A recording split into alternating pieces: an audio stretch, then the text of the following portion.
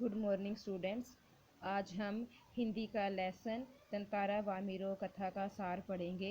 तंतारा वामिरो कथा लीलाधर मंडलोई के द्वारा लिखित एक प्रेम कथा है, जिसमें उन्होंने तंतारा और वामिरो नामक युवक युवती की प्रेम कथा का वर्णन किया है।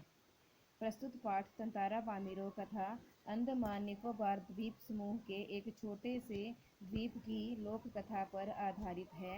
यह तंतारा नामक युवक और वामिरो नामक युवती की प्रेम कथा है। तंतारा और वामिरो को आज भी इस द्वीप के लोग गर्व और श्रद्धा के साथ याद करते हैं। प्राचीन काल में लिटिल अंडमान निकोबार द्वीप समूह आपस में जुड़े हुए थे। यहाँ पासा नामक गांव में तंतारा नाम का एक सुंदर और शक्तिशाली युवक रहता था, जो कि बहुत ही नेक और मददगार था। वह सबकी सहायता करना अपना कर्तव्य समझता था। सभी लोग उसे पसंद करते थे। तंतारा का व्यक्तित्व अत्यंत आकर्षक था। उसके पास एक पारंपरिक पोशाक थी और वह सदैव अपने कमर से एक लकड़ी की तलवार बांधे रखता था। लोगों का मानना था कि उस तलवार में दैवीय शक्ति है। एक दिन तंतारा सूर्यास्त के समय समुद्र के किनारे विचार मगन बैठा था। तभी उसे पास ही मधुर गीत गूंजता सुनाई दिया।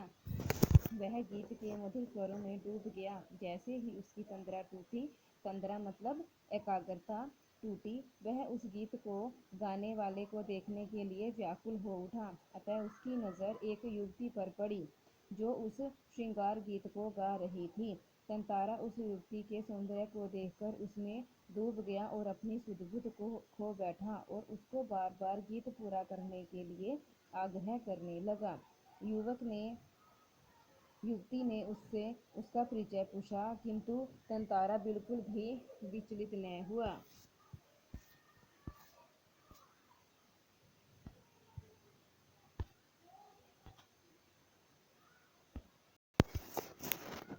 और उसने कुछ नहीं बोला। तंतारा ने उस युवती का नाम पूछा तो उसने अपना नाम वामिरो बताया और उसने कहा कि वह लपाती गांव में रहती है। इतना कहकर वामिरो वहां से चली गई और तंतारा उसको निहारता रहा। वामिरो जब घर पहुंची तो वह भी बार बार उसको याद करने लगी। उसने अपने लिए जैसे जीवन साथी की कल्पना कर ली थी।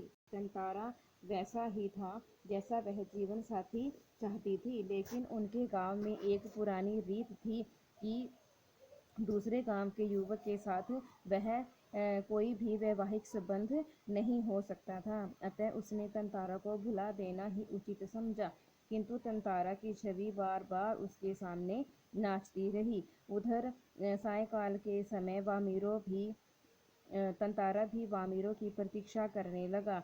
उसके ऐसी बेचैनी पहले कभी भी अनुभव नहीं हुई थी। उसे वामिरो के आने की बहुत कम आशा थी, परंतु फिर भी वह बार बार लपाती गांव की आने वाले रास्ते को देखता रहा। तभी अचानक नारियल के झुरमुटों में उसे वामिरो दिखाई दी। तंतारा की खुशी का ठिकाना न रहा। वे दोनों शब्दहीन खड़े होकर एक दूसरे को निहारते रहे। फिर थोड़ी देर बाद वामिरो सचेत हुई और घर की तरफ दौड़ पड़ी। तंतारा वहीं चुपचाप खड़ा उसको देखता रहा। इसी प्रकार दोनों तंतारा और वामिरो मिलते रहे। धीरे धीरे उनके यह प्रेम की कथा पूरे गांव को पता चल गई और उन्होंने तंतारा और वामिरो को समझाने का बहुत प्रयास किया कि अलग अलग गांव के होने के कारण विवाह संभव नहीं है, परंतु वे नहीं माने। कुछ समय के बाद तंतारा के गांव पासा में पशु पर्व का आयोजन हुआ। वर्ष में एक बार होने वाले इस आयोजन में सभी गांवों के लोग पासा में एकत्रित हुए। तंतारा की आंखें तो बस वामिरो को ही ढूंढ रही थीं। तभी उसे वामिरो दिखाई दी। तंतारा को देखकर वामिरो फूट फूट कर रोने लगी। वामिरो की माँ को अनेक लोगों की उपस्थिति में तंतारा के पास खड़ी वामिरो का रोना अपमानजनक लगा। वह क्रोधित हो उठी और उसने तंतारा को अपमानित करना शुरू कर दिया। तंतारा के लिए भी यह सब असहनीय हो गया। उसे गांव की परंपरा पर क्रोध आया और अपनी असहायता पर खीज होने लगी। उधर वामिरो लगातार रोए जा रही थी।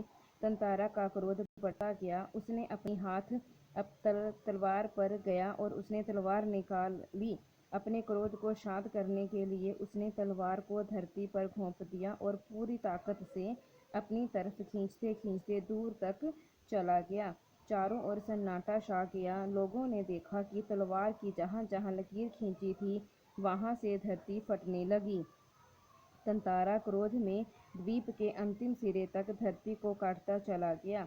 वह जैसे ही अंतिम छोर पर पहुंचा तो पूरा द्वीप 2 टुकड़ों में विभक्त हो गया।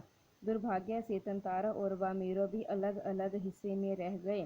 तंतारा को जब होश आया तो उसने देखा कि वह उसकी तरफ का द्वीप समूह समुद्र में धंसना आरंभ हो गया है। उसने छलांग लगाकर दूसरा सिरा थामना चाहा किंतु ऐसा न कर पाया और वामीरो चिल्लाता हुआ समुद्र की सतह की ओर फिसल गया।